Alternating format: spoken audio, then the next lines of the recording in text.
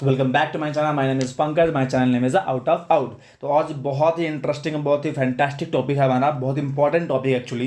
यहाँ पे देखो 10th का रिवाइज सिलेबस लेके आया हूँ मैं, ठीक है। तो 10th का रिवाइज सिलेबस 24-25 का वो मैं लेके आया हूँ। अब बहुत ही ध्यान से देखो क्या क्या चीज़ें आपको पढ़ना है, क्या चीज़ें नहीं पढ़ना है। बहुत सारे बच्चे क्या मिस्टेक करते हैं, बहुत सारे बच्चे मिस्टेक करते हैं कि जो नहीं पढ़ना वो भी चीज़ पढ़ने लगते हैं और उसमें टाइम वेस्ट करते हैं।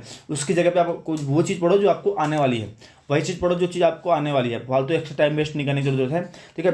तो यहाँ पे पूरा रिवाइज सिलेबस लेके आया हूँ। आप देखो क्या क्या चीज़ें उसमें है और टॉपिक वाइज दिया हुआ मैंने, चैप्टर वाइज क्या दिया हुआ है पूरा मेंशन किया हुआ है कि चैप्टर वाइज क्या क्या चीज़ पढ़ना है।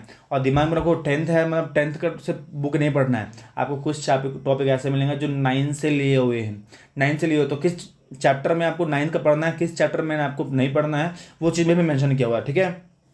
देखो हम चलते हैं रिवाइज सिलेबस। 10th का जो रिवाइज सिलेबस है हमारा, क्या देखो पहले रियल नंबर थे।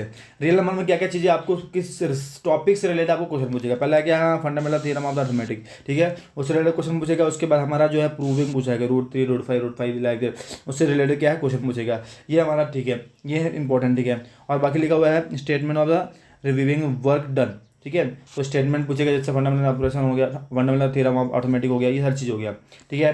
फर्स्ट टॉपिक हो गया। नेक्स्ट वन क्या है, अलजेब्रा। अलजेब्रा के अंदर हमने बताया हुआ है हमारे पास 4 टॉपिक होते हैं। 4 टॉपिक मतलब क्या हो गया, चैप्टर 2 है पॉलिनोमियल हो गया, पेयर ऑफ लीनियर इक्वेशन हो गया, क्वाड्रेटिक इक्वेशन हो गया और एपी हो गया। ये 4 टॉपिक आते हैं, 4 चैप्टर आते हैं अलजेब्रा के अंदर। तो देखो इसमें क्या है, हमको क्या क्या पढ़ना है इसमें, जीरो ऑफ द पॉलिनोमियल पढ़ना है, ठीक है। कैसे जीरो निकालते हैं, किसी पॉलिनोमियल का जीरो कैसे निकालते हैं, ठीक है। तो नेक्स्ट क्या है, relation between the coefficient and quotient. तो आपको 2.21 में देखोगे वहाँ पे जो पहला क्वेश्चन लिखा वही है रिलेशन, ठीक है। और क्वाड्रेटिक पॉलिनोमियल तो जीरो कैसे निकालना है और हो गया। इसके अलावा भी थोड़ा सा आपको दिमाग में रखना है कि जीरो और कैसे क्वाड्रेटिक क्वेश्चन फॉर्म करते हैं, वो भी दिया है सेकंड क्वेश्चन में, तो वही पढ़ना है, ठीक है। क्यूबिक नहीं पढ़ना है, ये दिमाग में रखो। यहाँ पे क्यूबिक वाला पढ़ने की जरूरत नहीं है, ठीक है। नेक्स्ट वन क्या है, pair of linear equation in 2 variable. देखो इसमें क्या क्या है, देखो यहाँ पे मैं क्वेश्चन 2 वेरिएबल की बात कर रहे हैं। ग्राफिकल मेथड कंपलसरी है, बहुत जरूरी है, ठीक है।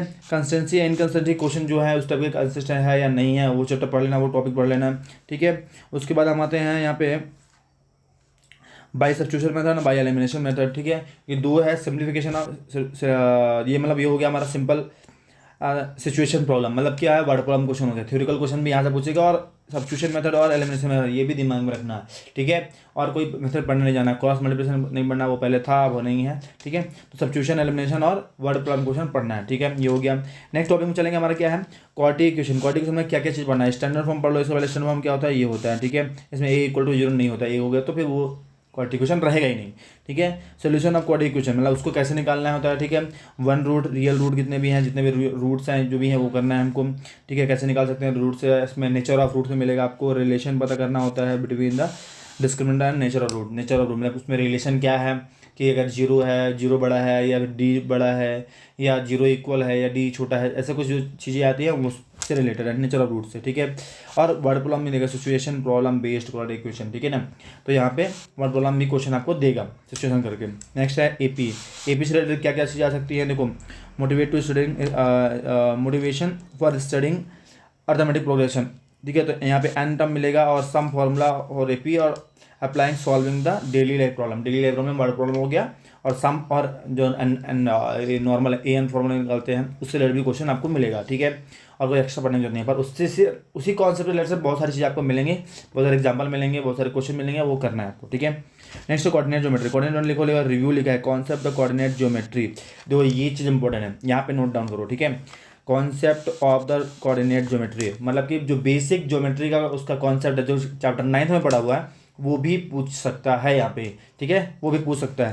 फिर graph of the linear equation, ये भी आपको उसमें नहीं है, ठीक है, वो भी यहाँ पे आप उसमें नहीं है, बट आपको वो भी पढ़ना है, ठीक है। वो भी 9 से रिलेटेड है क्वेश्चन थोड़ा सा, ठीक है। वो भी मैंने किया हुआ है कॉन्सेप्ट में, आप देखोगे मेरे वीडियो में आपको मिलेगा सारी चीज़ें, ठीक है।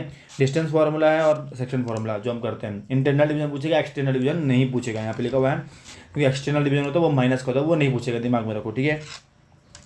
नेक्स्ट है ज्योमेट्रिक। ज्योमेट्री के अंदर हमारा ट्रायंगल आता है और सर्कल आता है। ज्योमेट्री में क्या देखो, ट्रायंगल दिया है, ट्रायंगल का डेफिनेशन देखो, डेफिनेशन हो गया, एग्जांपल हो गया, counter example of the similar triangle. Similarity पूछेगा, सिमिलैरिटी रिलेटेड बहुत सारे क्वेश्चन है। प्रूव है यहाँ पे जो हमारा बीपीटी लिखा हुआ है, ये बीपीटी का स्टेटमेंट लिखा हुआ है, ये बीपीटी का है, ठीक है। वो चीज़ पूछ सकता है, पूछेगा ही पूछेगा वो हमेशा, क्योंकि आप प्रीवियस जितने भी ईयर का पेपर उठा के देख लो, सभी सारे ईयर में आया, ठीक है ना। एंड पैरेलल लाइन में ये है उसका बीपीटी, कन्वर्स ऑफ बीपीटी दिया हुआ है हमें, वो भी पूछ सकते हैं। ये 2 प्रूव है हमारे पास, ठीक है।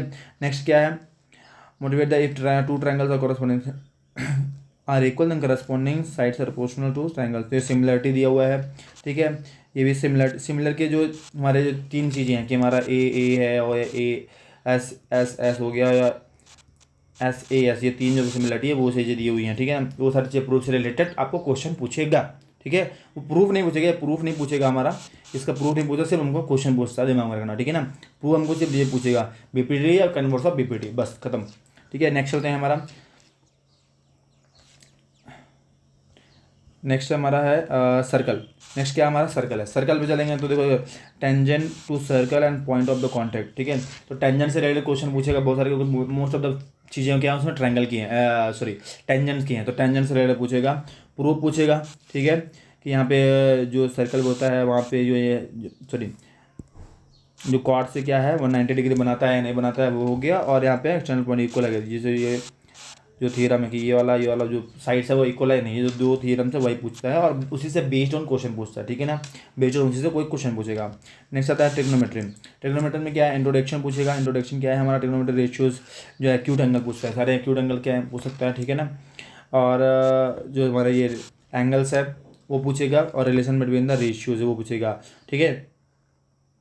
Proof of their existence will define the motivate the ratio where define the 0 to 90, ठीक है। ये सारी चीज़ें प्रूफ पूछ सकता है, आपको आइडेंटिटी पूछ सकता है।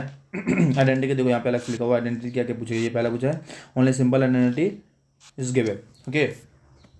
जैसे प्रूफ पूछेगा तो उससे पहला आइडेंटिटी पूछेगा, बाकी का नहीं पूछेगा, और उसी से रिलेटेड आपको क्वेश्चन मिलेंगे, उसी से रिलेटेड क्या आपको क्वेश्चन मिलेंगे, ठीक है। ये हो गया। हाइट एंड डिस्टेंस की बात करते हैं, देखो हाइट एंड डिस्टेंस में आपको क्या है, angle of depression and expression है, ठीक है ना। एलिवेशन और डिप्रेशन है, तो उसी से रिलेटेड आपको सिंपल वर्ड फॉर्म एक ही एक्सरसाइज है, उसी से रिलेटेड क्वेश्चन पूछता है। डायग्राम पे ज़्यादा फोकस करो, डायग्राम अगर सही होगा तो आपको मेथड जो है सभी क्वेश्चन का सेम ही है, ठीक है। तो क्वेश्चन करो डायग्राम, जब प्रैक्टिस करो तो पूरा डायग्राम का पहले प्रैक्टिस करो, मल्टीपल आप क्वेश्चन करो डायग्राम का, सिर्फ डायग्राम का, उसके बाद सोल्यूशन पे ध्यान दो, सोल्यूशन आपको मिल जाएगा, ठीक है। तो डायग्राम बन गया तो वो चीज़ें बन जाएगी, ये चीज़ हो गया। नेक्स्ट टॉपिक हमारा क्या है, एरिया रिलेटेड मेंसुरेशन। मेंसुरेशन के अंदर हमारा 6 टॉपिक है मेंसुरेशन, उसमें अंदर एरिया रिलेटेड सर्कल आता है और सरफेस एरिया आता है। देखो इसके अंदर क्या क्या आएगा, area of sector and segment of the circle, देखो सेक्टर पूछेगा और सेगमेंट पूछेगा, 2 चीज़ें हैं, ठीक है। सेक्टर और सेगमेंट पूछेगा, दोनों चीज़ें।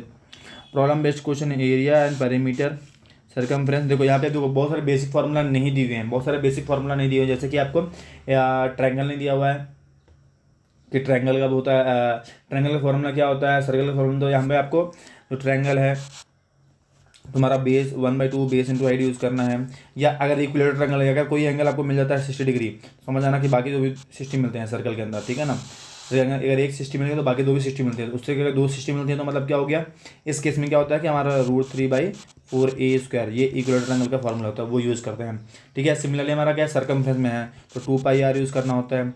अब इसमें हाफ ले रहा है फुल ले रहा है, उस पर आपको डिपेंड करता है θ/3 लेंथ से, लेंथ ऑफ आर्क के क्वेश्चन में पूछता है, तो ये सारी चीज़ें इसमें हैं, ठीक है। और एंगल सेंटर एंगल मोस्टली ये देगा आपको 90 डिग्री 30 डिग्री और सॉरी 60 90 और 120, इस बेस पे दिया है, 30 नहीं दे रहा, ठीक है।